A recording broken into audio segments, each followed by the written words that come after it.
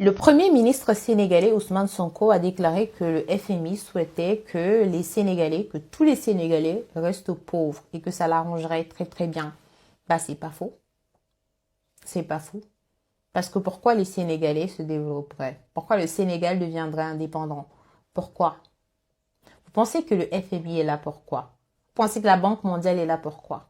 Vous pensez que toutes les institutions de Bretton Woods sont là pourquoi? C'est pour vos beaux yeux, pour rendre vos pays indépendants, développés et libres, souverains? Bien sûr que non. D'autant plus que les dirigeants à la tête de ces institutions sont là pour servir les intérêts de leur maître, de leur pays. Et leurs intérêts sont clairs. S'assurer que les ressources naturelles des Africains rentrent en Occident, tandis que les Africains continuent de souffrir. Dire comme ça fait pas plaisir, je suis d'accord. Mais c'est ça le but du FMI en fait. Vous pensez qu'on parle de la néocolonisation, ça se passe comment?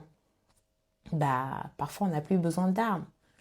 Vous allez être recolonisé, mais par ces institutions-là.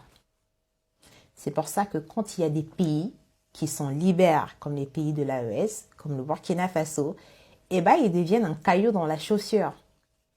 Ils deviennent un vrai problème. Ils deviennent une cible à éliminer très rapidement parce qu'on n'a pas envie qu'ils transmettent cette volonté de se libérer à d'autres pays africains. Je vous le dis, Ousmane Sonko l'a très bien dit. Dites-moi dans les commentaires ce que vous pensez de son discours et on continuera de suivre l'actualité. Le gouvernement du Burkina Faso, sous la houlette du président Ibrahim Traoré, a décidé de mettre en place une série de mesures pour justement faciliter la prise en charge des soldats tombés sur le front. Et donc, l'une de ces mesures comprend le fait que, ces soldats recevront un salaire entier sur 2 ans. Et donc, par la suite, ce salaire sera réduit de moitié dans les années à venir. Pour moi, c'est énorme, étant donné que ces soldats, ils sont tombés et qu'ils ne travaillent plus. Donc, on considère leur effort, on considère ce qu'ils ont sacrifié. Et c'est très important. En tout cas, bravo et courage au VDP.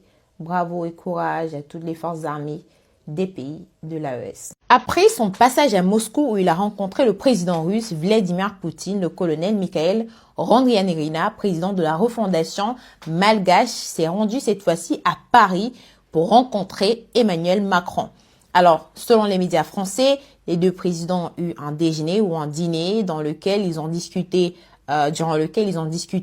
en tête-à-tête, suite à quoi, il y a eu des partenariats qui ont été signés entre Madagascar et la France, notamment entre les entreprises des deux pays, prioritairement dans des secteurs tels que le tourisme, le numérique ou encore l'énergie. Et selon, encore une fois, les médias français, ces partenariats seraient à hauteur d'une valeur à hauteur de près d'1 milliard ou 2 milliards d'euros. Et je tiens à préciser que le colonel Mikhail Randrianirina a toujours été clair. Lui, il mène une politique tous azimuts. C'est-à-dire qu'il n'est pas polarisé, il n'est pas pro-occidental, pro-russe ou pro-chinois. Donc, il a toujours été clair et il me l'a confié lors d'une interview. Donc, le seul problème, c'est que dealer ou avoir des partenariats avec les pays occidentaux, en tant que pays africains, il y a toujours un piège. Et j'aimerais savoir c'est quoi le piège dans ce cas-ci. En tout cas, j'espère que Madagascar et les Malgaches sauront détecter quel est le piège. Dites-moi dans les commentaires ce que vous pensez de cette politique tous azimuts du colonel Mikhail Randrianirina et on continuera de suivre l'actualité.